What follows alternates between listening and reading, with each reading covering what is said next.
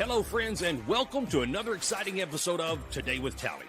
The mission and goal of this podcast is to bring an engaging conversation that will add value to the lives of everyday people. We will inspire, encourage, educate, and tell the stories of America's finest men and women in an effort to motivate you to live your life to its fullest potential. Be sure to follow us on social media and search Today with Tally. Be sure to subscribe, follow, and share the program as well. Ladies and gentlemen, your host of the evening, Mr. Brian Tally.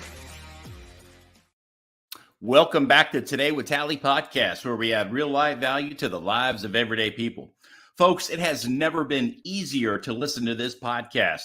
We are on YouTube, Spotify, Amazon Music, iHeartRadio, Twitter, Facebook, and About Face Radio. Simply search Today with Tally and be sure to like, share, and subscribe to get every episode and stay up to date with the latest and greatest our guests in this show has to offer.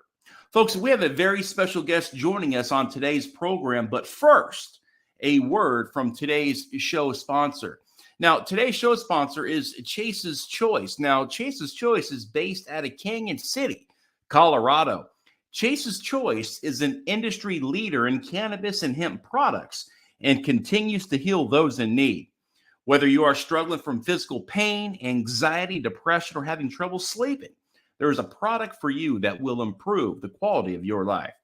Ken, the founder of Chase's Choice, continues to engage in open conversation on the benefits of cannabis and hemp, CBD, CBG, CBN, THC, and all the other cannabinoids found in the plant through extensive research and development. To learn more, visit Chase's Choice online today at chaseschoice.org. That's chaseschoice.org. Or call Ken directly. He's the owner. 719-371-0768. That's 719-371-0768. Now, CBD was Chase's choice. What's yours? Remember to always consult with your doctor before starting any alternative medicine products, and always check with your state and local municipalities and the laws regarding the use of CBD and hemp products. Now, folks, today's special guest is a very unique guy. This is a guy who is in the country music world. This guy is on the scene. He's a young kid from Kentucky. He's 24 years old and really got into this country music scene at the age of 19. Well, Brian, how do you know Chandler Roberts? Well, simple. I run a Facebook page that has about 800,000 followers. And when folks have a lot of followers and they share content or comment on my stuff, I see who they are. So about 3 or 4 months ago, I get a bunch of notifications from this Chandler Roberts sharing my stuff. So I go to his page, and he's a country music singer. So what do I do, right? Curiosity. I go right to Spotify, and I plug this guy's name in, and I immediately fell in love with this guy's style, the genre of his music, what he's all about, the lyrics. I immediately thought that this guy could be the next big time. I'm talking like Luke Combs type stuff. This guy has some music that will definitely cheer you up. It'll fire you up. And with that, we are honored to be joined by Chandler Roberts. How are you, sir?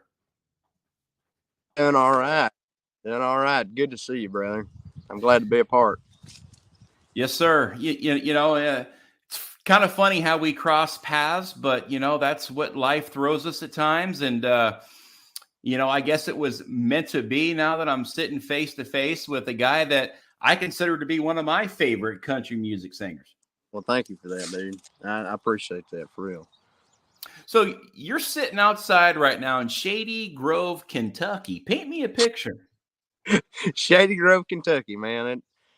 So I'm probably about 30 minutes from Paducah, Kentucky, which is Western Kentucky. I live in a community of about 60 people, and about half of them are my kinfolk. So just we're in the backwoods. Son. The backwoods, and you're related to everybody that lives on your block or your dirt road. I love it. That sounds like some Eastern Kentucky stuff, but we're Western. So, I know you got a guitar in your hand right now, but what about the banjo? Do you got one of those? Honestly, dude, I've got a banjo and a ganjo, which is like a guitar band, and I can pick a little bit on both. So, Now, what about a front porch swing? no, we got a double wide. Hey, that works. The double wide, yeah, that will always trump the front porch swing, if you know what I mean. Heck yeah, So, man. Chandler, you're Chandler Rowdy Roberts, man. This is awesome, man. I'm so honored to have you on the show. And I know once people hear this podcast or watch this podcast on YouTube or whatever it may be, they're going to do the same thing. They're going to go right to Spotify or Apple or wherever they go, YouTube, Facebook, TikTok. And they're going to check you out. And I guarantee they're going to like what they see. And I'm going to get a lot of really good messages and reviews from this. And that's the goal of this podcast today, is to put you out there more, to learn a little bit more about who Chandler Roberts is and what your goals are and what your vision is like down the road. Now, look, I know you're from Kentucky, but what was life like growing up as a kid in Kentucky? Man, I mean, it's just it was a simple life. Of course, like I said, I've lived here forever. I had a good family life. My mom and dad, they were always good to me, and they still continue to be, and they've always done everything for me and my brother, and encouraged us to chase our dreams and support us 100%. So I mean, I had a great family life and childhood. I was very close with my grandparents, so I guess kind of old school. Grew up hunting and fishing, and country music, man. It's always just been music in general, because I predominantly country, but I love everything, man. I love anything from heavy metal to bluegrass. You know what I'm saying? But it's always just been a part of my life ever since I was an infant. My mom, I was telling you earlier, told me stories. Before I could even crawl, I was trying to hum along with a musical ball that I had. So I mean, it's just always been a part of me, bred into me, I guess. My mom, her.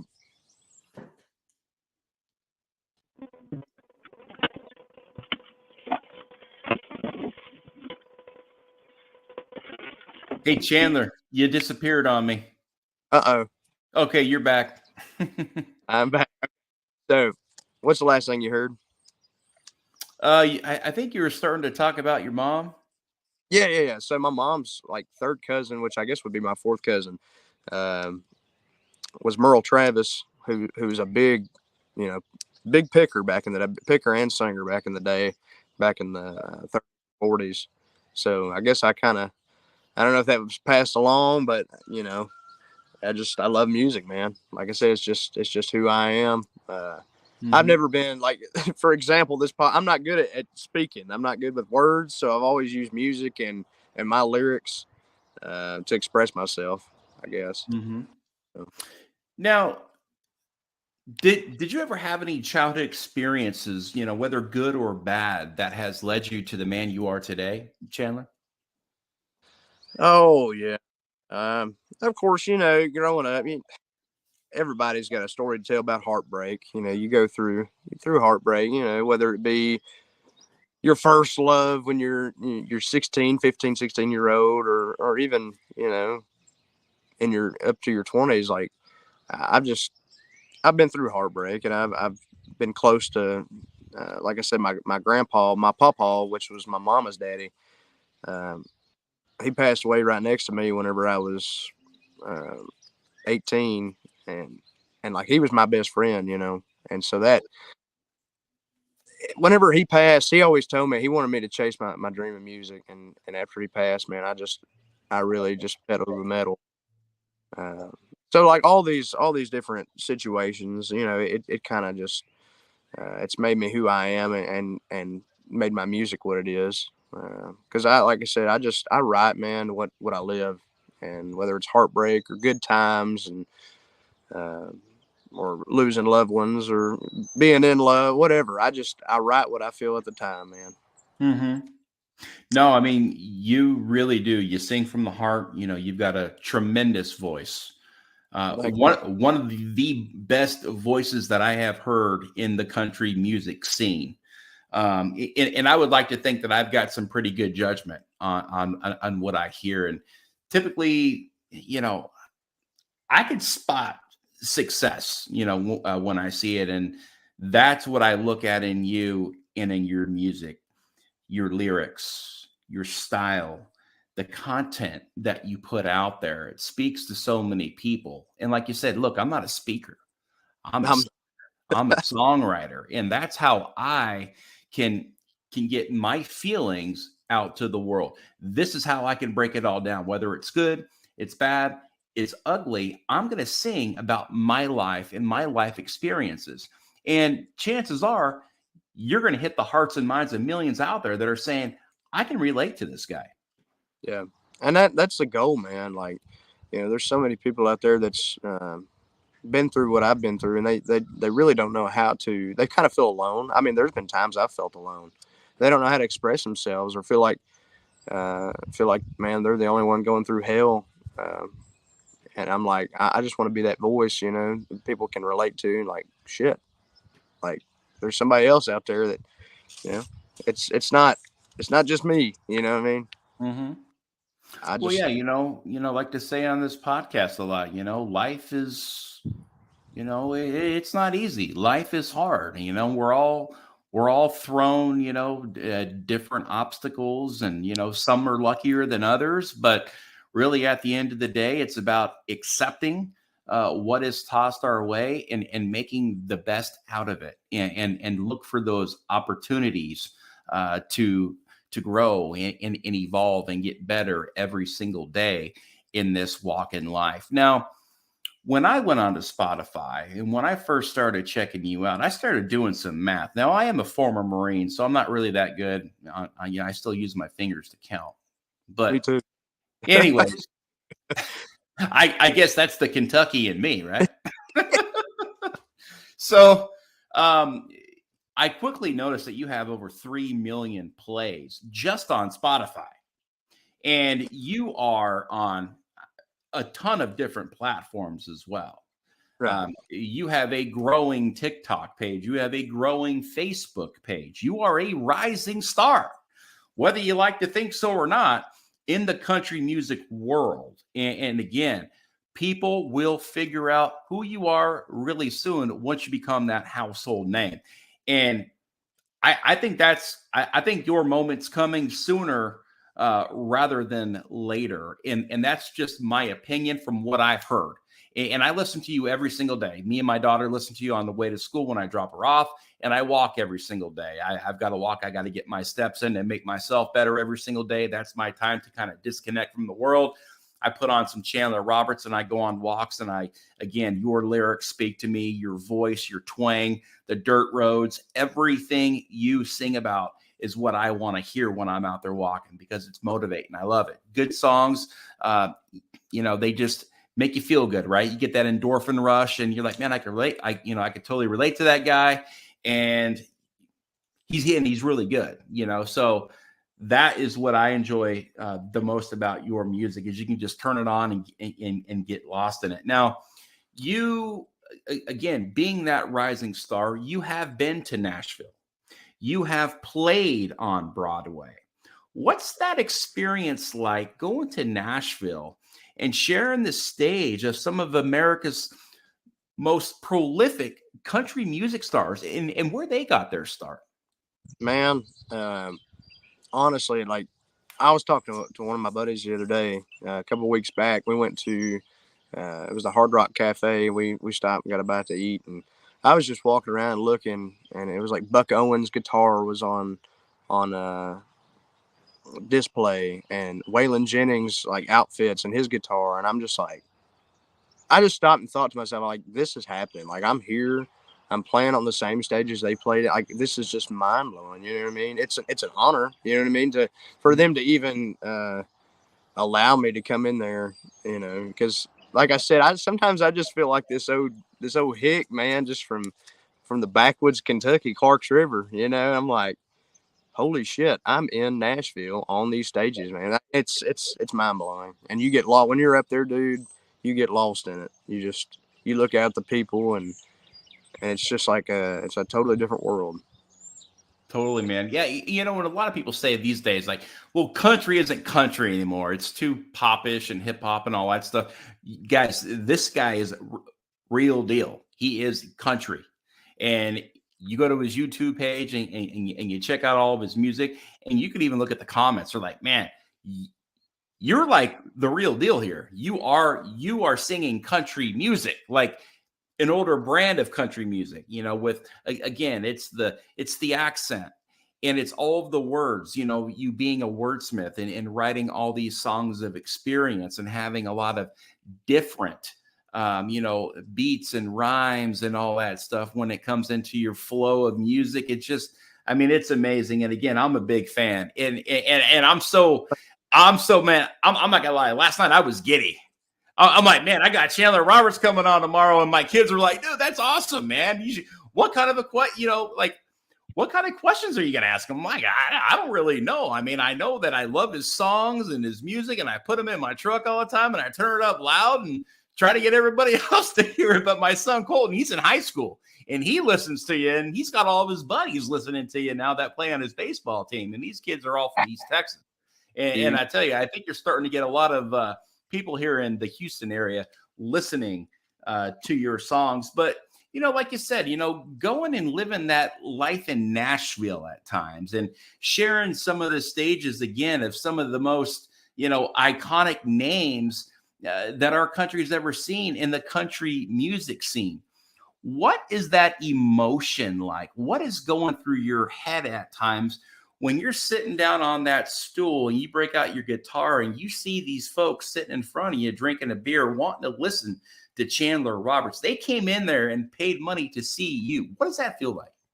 Dude, like past the adrenaline, it just, you really just sit there. And like I said, it just kind of, it almost makes you want to cry. You know what I'm saying? It's just like overwhelming. Like, man, these people, they enjoy it. You know what I mean? They love it. And like, whenever I get done, just the reaction, I'm like, wow, these people actually, because they don't know me. It's not like some people from my hometown. They're going to cheer me on regardless if I sound like dog shit. But you know what I mean? But these people genuinely like me. They don't know me from Adam. And just like, no, that feeling is just undescribable, man. It's like mixed emotions of just, like almost tears of joy and just pure, just happiness, man. Mm-hmm. I love it. Now we all know that Nashville, Tennessee, that's where everybody goes to live out their hopes and dreams in the country music scene, as if it's the Hollywood, right, of LA. That's, if you're a movie star and an actor, you go to Hollywood. If you're a country music singer, you go to Nashville. And that's where, again, people go to live out their hopes and their dreams. However, let's face it, there's a lot of country music singers out there.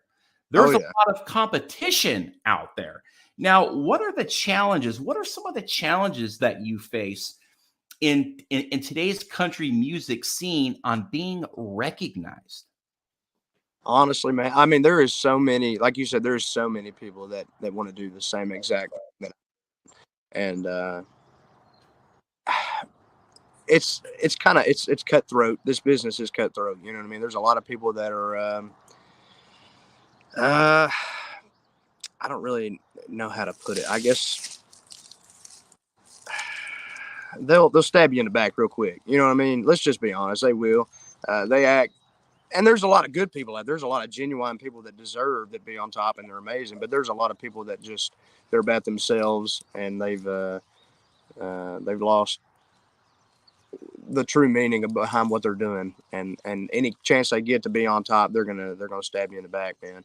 And I've seen both. I've been there, and it's like, it's a scary world, man. Especially like the country music scene. It's seen from the outside looking in, it seems so simple, but business is business when it comes down to it, and people, they'll get nuts out there.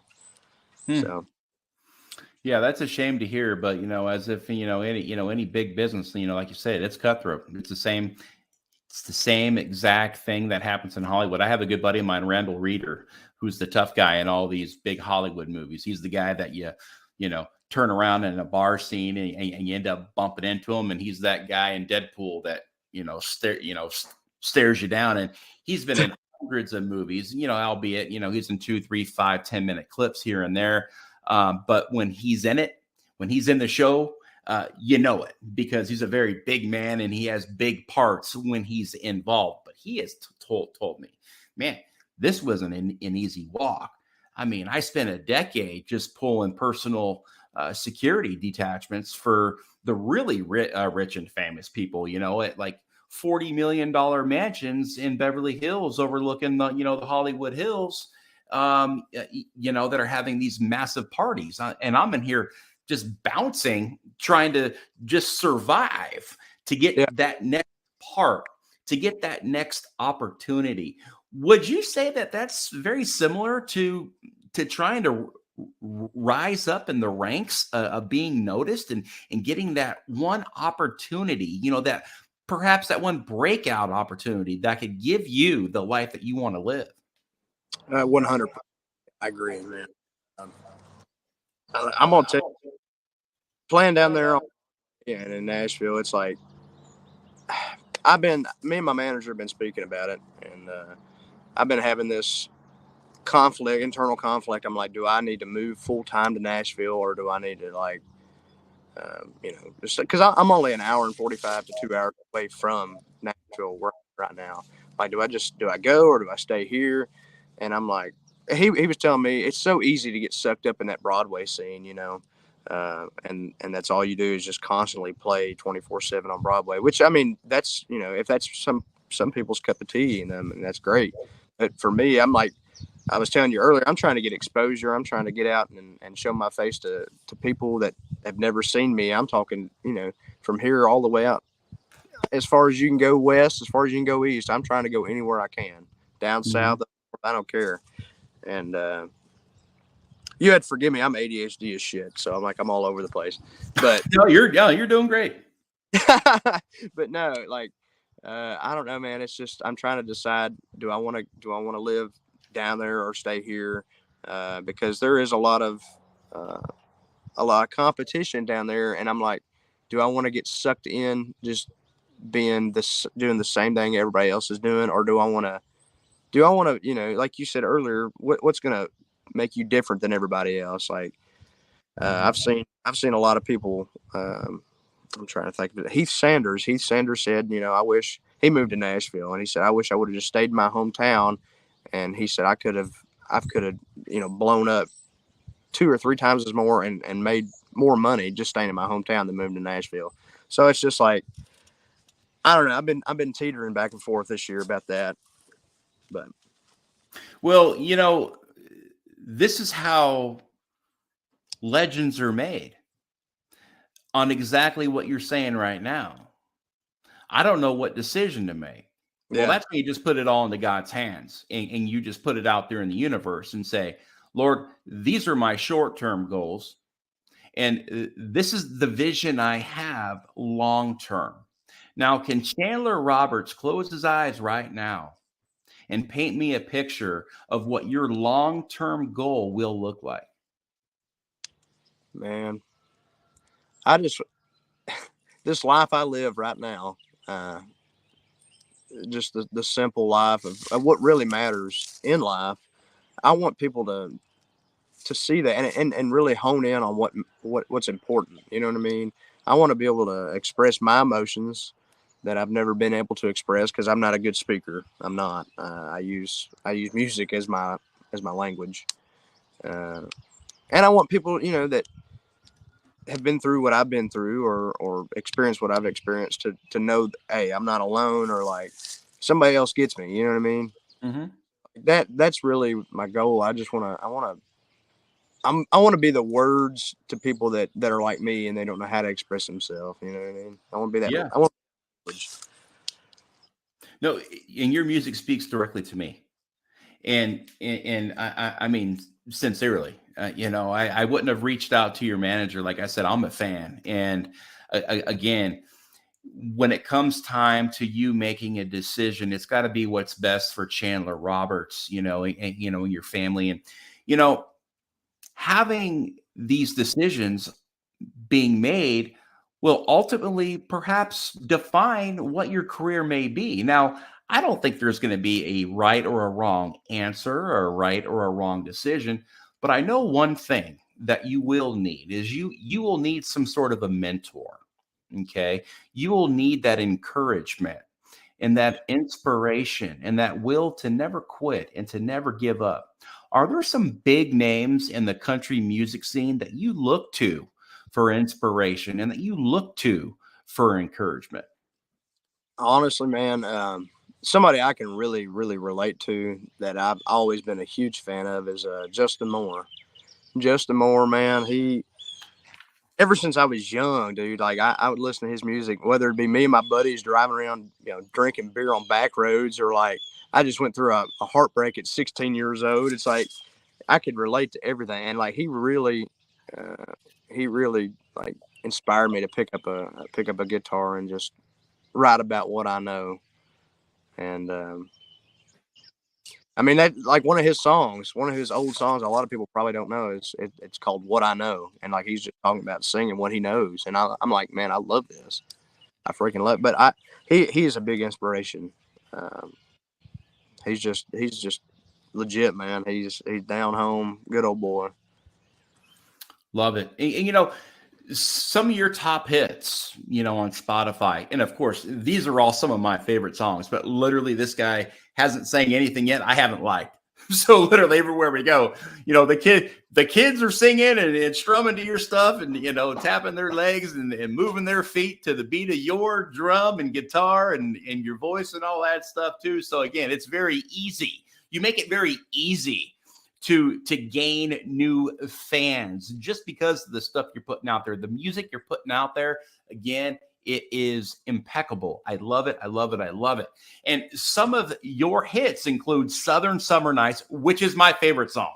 I mean, I play that. I mean, I'm OCD. I will replay stuff over and over again. I love it. I just get lost in it. Burnin'. That's another great song, guys. Southern Life. I know Upchurch. I know Southern Boy. I think you did some, some back and forth collaboration with Upchurch, who is a big time guy in the industry. You have Southern Life, which is another great song. And one song in particular, it's kind of a slower song, I Lost Me. That really speaks to me. And you know what? I know it probably speaks to a lot of veterans as well. Now, when you sit down and write songs, I want to know how you do that. What is the setting? Are you outside and you're just thinking of experiences? And you like what's the process like for Chandler Roberts to sit down and write a song? Man, all right. So I just kind of get in my comfort zone, whether it be outside or I've got a little music room in my house, and I wrote about 90% of my songs in that little music room, and that was also like me and my papa. We were, like I said earlier, we were best friends, and that was the room that whenever he moved in and stayed with us, like he lived in that room, and we shared a lot of memories in there and good talk. So like I kind of made it my music room and my go-to place, and I just go in there, man, and I just dig deep. I dig to the bottom of my heart, and I just let it flow out. Sometimes I can't even explain how it happens. It just comes out. It's like when you need to cry, just tears are flowing. It's just like the words are flowing out, man. It's just they come out, and I'm like, holy shit! It's like I'm separated from my like mind and body. You know what I mean? It just kind of happens. I don't know. How long does it take to write a song? So I've had songs that's took weeks or months to put together because it's just like you want to perfect it. And then I've had songs that's just like my first song I ever wrote, Southern Life. I wrote that when I was 13 years old, and I wrote it in about 30 minutes. So it's hard to say. I guess it just depends. Sometimes you get writer's block. Here lately, I've had some writer's block. The past couple of weeks, I've really dished out some songs, though. I've wrote about 3 or 4 with my Marine buddy who just got out. He come back, and me and him, we've been writing together for about 3 or 4 years. So, like, when me and him get together, dude, it's like we feed off each other. You know what I'm saying? So I've really dished out some songs here lately, but it's hard to say. You know, it can be anywhere from 30 minutes to 3 months. You know what I mean? Mm-hmm. Process. Now, you started writing it at 13 years old. At 13, did you think that you would become a country music singer, or was that something that you didn't really think about? Man, I wanted, like, you know, deep down, I've always wanted that, but like, it was just fun. You know what I mean? It was fun for me. I remember, I won't ever forget the first day or the first time that I wrote that song, Southern Life. During that day, I've been down at the river with my neighbors. We've been fishing. We've been catfishing all day and just having fun, riding four-wheelers and shit. And I come home and I was like, I just want to write a song about this, man. And it was just fun. I just had fun with it. And that was kind of like the introduction to me to, you know, writing. I never knew I was a writer until that point. And I was like, well, maybe I could do this, because I showed my mom, my dad, my brother, and they were like, okay, that's actually badass. And I was like, really? So it kind of just went from there. And I really, really started honing in on writing my Down in Dixie album. I think you know, at that point I'd been through my grandpa passing away and some you know, that young love, childhood heartbreak. So I was like, I was letting them emotions out. I was starting to feel, you know, and learning how to put that into words through music. So. Now, you're a young kid. You know, you started at 19, you're 24 now. You've got really 5 good years of experience underneath your belt. You've released a ton of songs. And, you know, there is one thing out there that I think a lot of guys and perhaps ladies out there too, they fall into the temptations perhaps of Nashville or singing in bars. I mean, because let's face it, you're not singing in a church choir. You're going to bars where people can get rowdy and drink beer and go out there and put a dip in and get a, you know, some scotch or some bourbon and sit back and listen to you, right?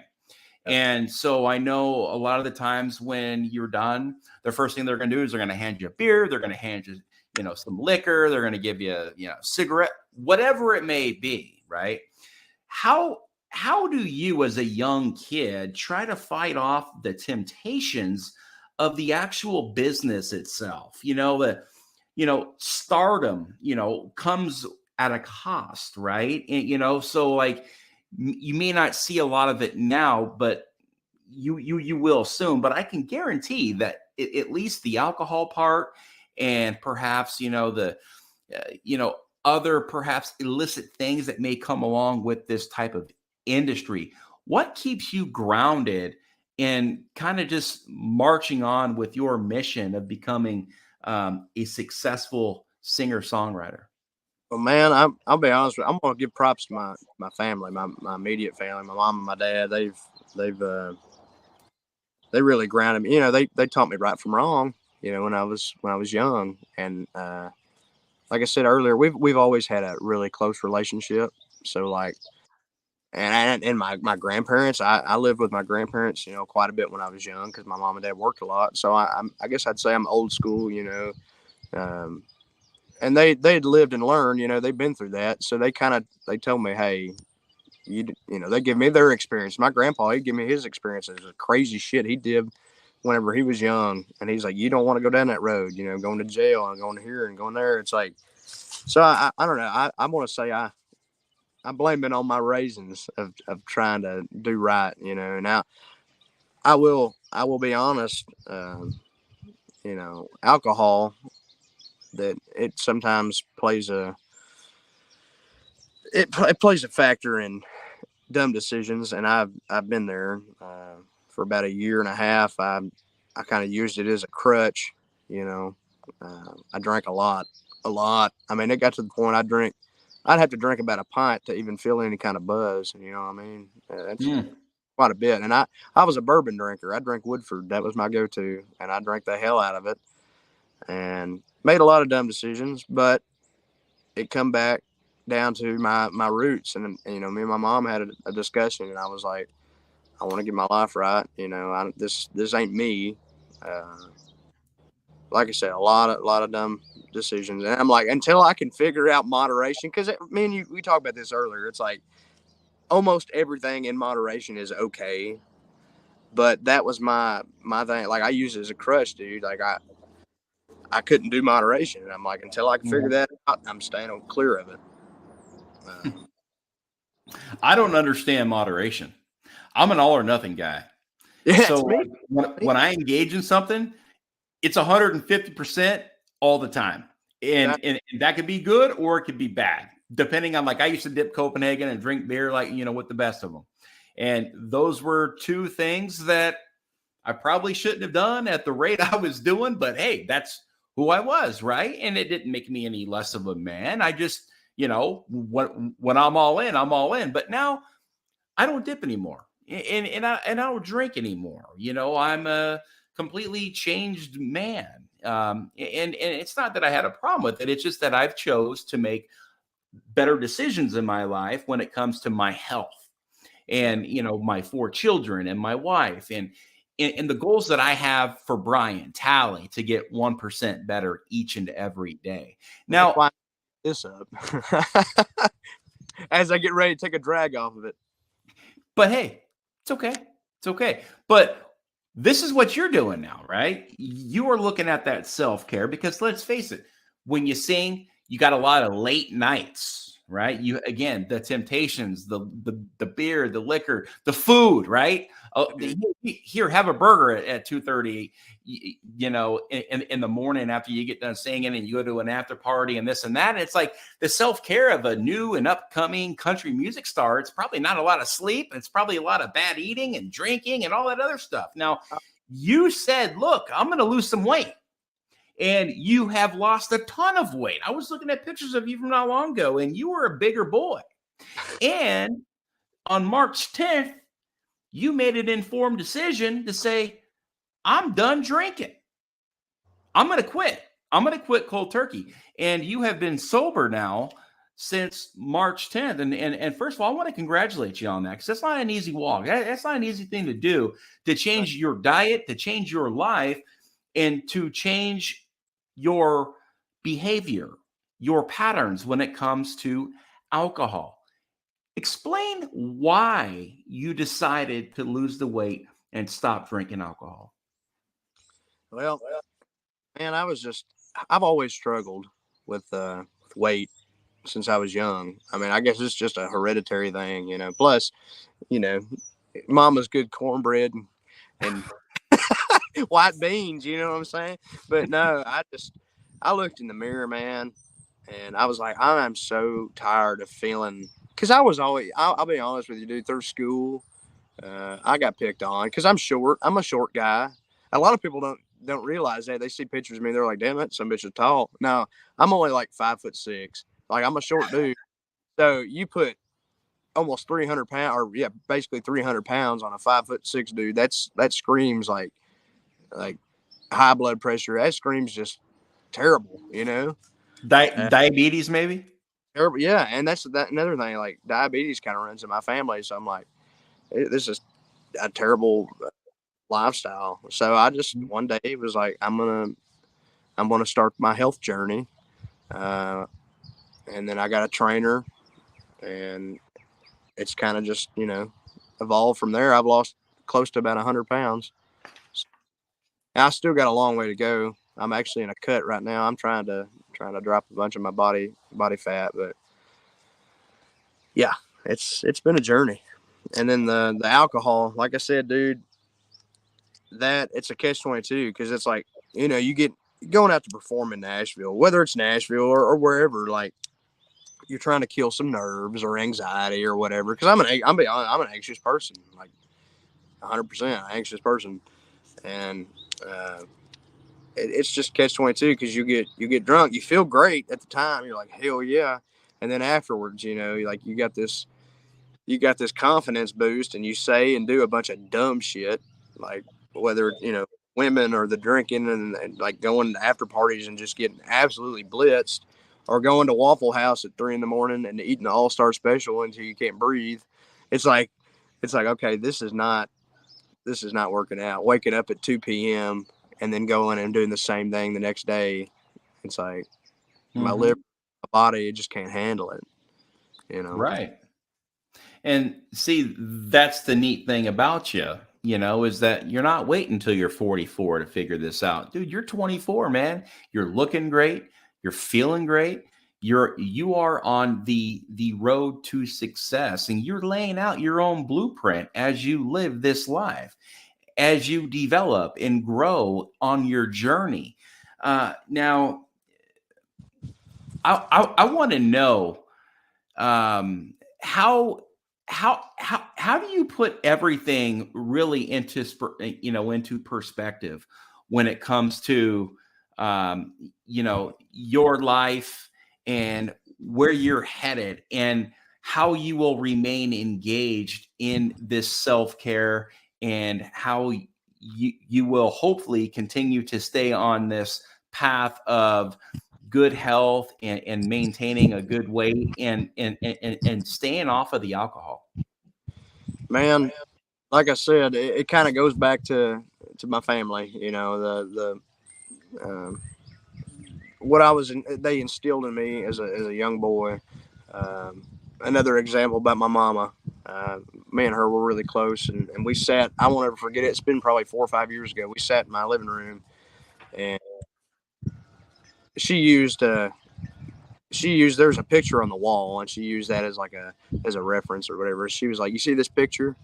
She was like, "Keep your eye on that picture. That's what you want in life." She said, "You're going to have a bunch of obstacles that get in your way, but you got to remain focusing on that picture." So like that stuck with me, you know what I mean? And then most of all, dude, it's just, I give credit to God, because I pray to the Lord. I'm like, this is what I want to do. Just, I pray that you keep me on the right track. And I know there's going to be ups and downs, but I put my faith in Him, and I know that He's going to lead me where I need to be, wherever that ends up.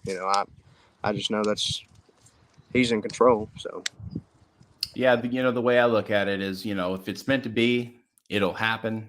And if it's not meant to be, you're going to have a ton of experience and real life value to add to so many other people out there. And that's how we gain wisdom. That's how we grow and evolve as people, and help those who are also in this walk in life.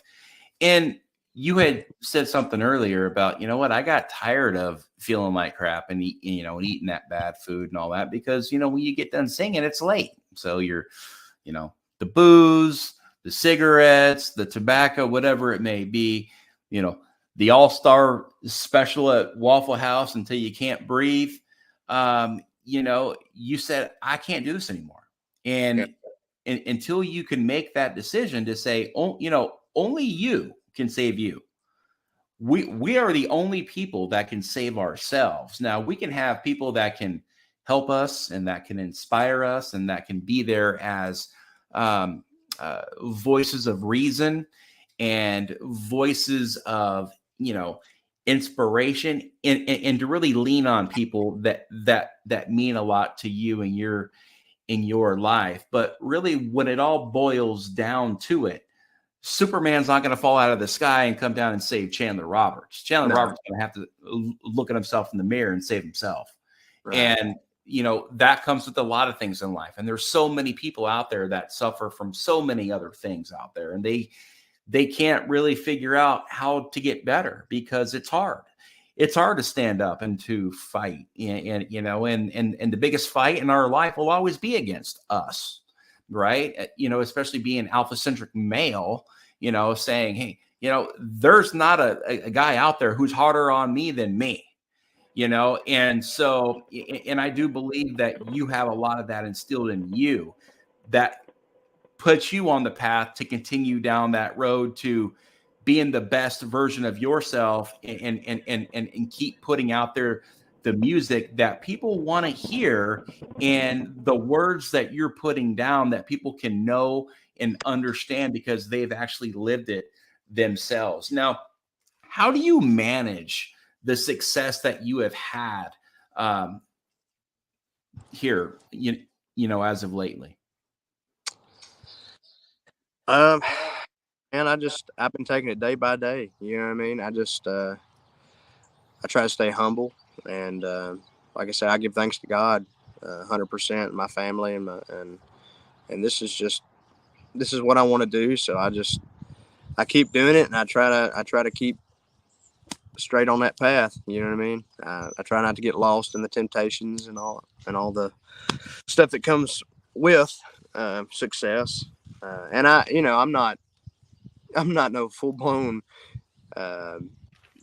famous country singer, but like I said, playing in Nashville, dude, they got a way of making you feel like you're just some superstar. You know what I mean? Afterwards, you get done, like you said, they bring you drinks, they bring you this, and it's just like you gotta keep on that path. And I've just been trying to just keep going forward without getting lost and all that. Yeah. Again, the temptations are real, and that can make you and break you right there by just making some good decisions, because it's, let's face it, at some point you've got to call this a job. It's not just, I'm going down there to party for the weekend. I'm going down there on a business trip to sing on Broadway, to create perhaps an opportunity for me to further grow my career as a country music singer. And you said, oh, I'm not a star. Well, you are to me. I mean, dude, you are to me. You're probably you are a star to a lot of the people out there that religiously follow you on all of your social media platforms. Because you're just an easy guy to like. I mean, you make it easy to want to support you. You make it easy for folks to want to listen to you because you are very good, again, at what you do. Now, have you ever sat back and said, you know what, maybe this isn't for me. There's so much competition out there. Am I going to make it? And how do I get there? And, say, man, am I just going to give up on myself and just go be a pipe fitter down at the local union? That's honestly, yeah, man. Like, there's been times throughout my career, it's just like I'm like, man, everybody and their brothers want to do, like, in this generation, everybody wants to do music. Everybody's an influencer on TikTok. Everybody, like, it's like, how do you be different? And I just feel like sometimes, like, hell, I'm just this redneck some bitch. So I'm like, I can go down here and just get a job at like my dad and my grandpa and his dad. It's like, I'd just be a third, fourth generation pipe fitter. But then I think about it, I'm like, no, I feel like this is what I was born to do. This is what I want to do. This is my dream, and I'm not going to give up on it. Everybody has those days where you just, you feel like I just giving up, but it's just a matter of how bad you want it, I guess, Mm-hmm. I want it like I want food and how I want water. You know what I mean? I crave it. Yeah. It's just part of me. So. Right. Yeah. And everything I do, man, I give it, the majority of the stuff that I want, I'm thinking about it every second, every minute, every hour of every single day, and I have a lot of short-term goals that I personally accomplish. But once I get there to that mountain, I think I'm going to be satisfied when I'm down here and I set these short-term goals. And when I get there, I'm hungry for more. And I'm like, no, I'm at this mountain. I'm going to go further up that mountain and push myself and push myself and push myself to the point to where I'm never going to be satisfied. I'm always going to continue to be working and improving on myself. And that's how that success happens. That's the blueprint really at a successful life. Work hard every single day and leave it all on the field and get better every single day. Get that 1% better every single day. We're not going to do it all in one day. It takes time to build relationships and to build fan bases and to build, you going out and, opening up at the Houston Stock Show maybe one day down the road. But you never know what life can bring you from day one to the next. I mean, you could get called tomorrow and all of a sudden you can be a household name in 2 weeks. All it takes is one radio play. All it takes is for the right guy to see your stuff, and all of a sudden you're blowing up. Now, do you happen to have your guitar by your side? I do. Could you do me a favor and play a little bit of Southern Summer Night? I got you. Man, that is my favorite song right there, man. Folks, we're being joined by Chandler Roberts. This man is an up-and-coming rising country music star. He's going to go ahead and play us a little bit of Southern Summer Nights. Can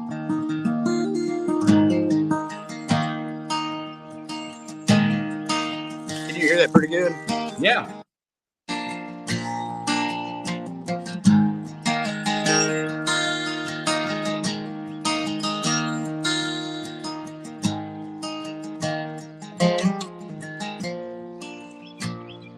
Something about an old dirt road, tackle box and an old slim coat, headed down to the fishing hole, late July. There's something about a Friday night, a couple buddies and a cold Bud Light. There ain't another like a Southern Summer Night. The wheels turning and burning over county line, and turning up some old school tunes down in every ride.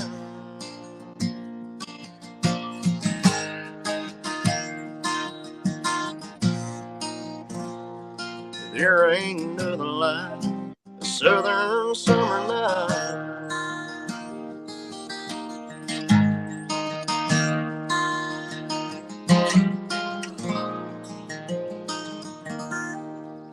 It's been a minute since I've done that song. I was in the chorus. I was like, what the hell's the next line?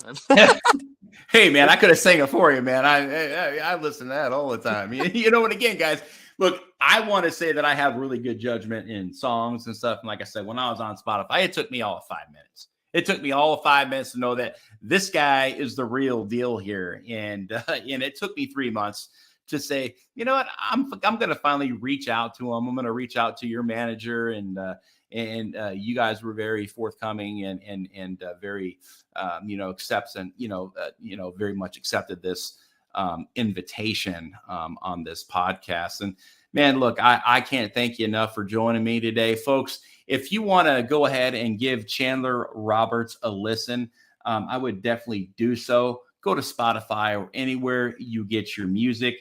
He's got a website, rowdyroberts.com. That's rowdyroberts.com. And folks, just to let you know, he has a new song being released on May 1st titled Already Gone.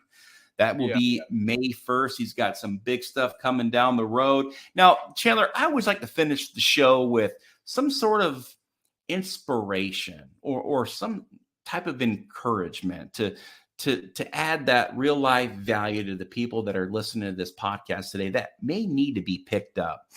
What sort of advice could you offer to our listeners today? Well, if you got a dream, chase that dream. Don't give up, man. It's easy to get lost, like I said, in all the struggles of life. But keep your eye on that goal and don't let the obstacles get in the way. And have a good outlet. There's alcohol and stuff that you can get lost in, but find a good outlet, whether it be, of course, me, I'm a Christian man, so church. I've recently started going back to church, so that's kind of my outlet. A friend to confide in, a good, trustworthy friend to confide in, a family member. Just have a good outlet, someone you can talk to, and not get lost in the temptations and the evil in life, because there's a lot of it. So, yeah, no, some great advice, folks. Just follow your dreams and just remain engaged, and just know that it's not going to come easy, and you will have those obstacles. We all have trials and tribulations. We all have peaks and valleys, and you know, it's up to us to make the best decisions that we most possibly can to live our life the way that it was intended to be lived. And folks, it is real. When you put something out there, if you pray about something or you just put it out there in the universe, whatever it may be, whatever higher power, you have to speak what you want. And chances are, once you put it out there, you will start to see these signs in life. Signs are everywhere. And, again, it's up to us to open our eyes to it, right? To have that vision, to know, man, God's talking to me right now. I know I'm on the right path. Or sometimes you may find yourself on your knees because life has dealt you a bad hand. But ultimately, it's up to us to get back up, dust ourselves off, and march forward in a positive direction, because forward, folks, is a motion. Again, don't forget to go check out Chandler Roberts today. He's got over 3 million plays on Spotify alone. Now, we say goodbye. Thank you so much for joining us today on this podcast, Chandler. I look forward to nurturing this relationship, and hopefully one day coming out and catching you live. Maybe perhaps here in Texas. Have you ever reached out to the Do-Si-Do here in Houston? I've not. That was the first time I heard about it today when you told me. Google the Do-Si-Do, send them some stuff, and see about getting in there, because you would do great there. Sincerely. And again, folks, go give this guy a shot. Because his songs, and again, Southern Summer Nights, Burnin', Southern Life, Southern Boy, I Lost Me, and much, much, much more. You will connect with this guy, I can guarantee you right now. So, folks, this is Chandler Roberts, the young kid from Kentucky who's got some dreams that he is following right now, as he is an aspiring country music artist that is working his way up the Nashville ladder to success. Again, thank you, Chandler Roberts, for being on the show today. We sincerely appreciate your time and your efforts. Well, thank you, buddy. God bless you. It's good to meet you. Yeah, yes, sir. Folks, remember to always stay inspired, stay encouraged, stay motivated, and always stay in the fight. Until next time, for Today with Tally, this is Brian Tally. Good night.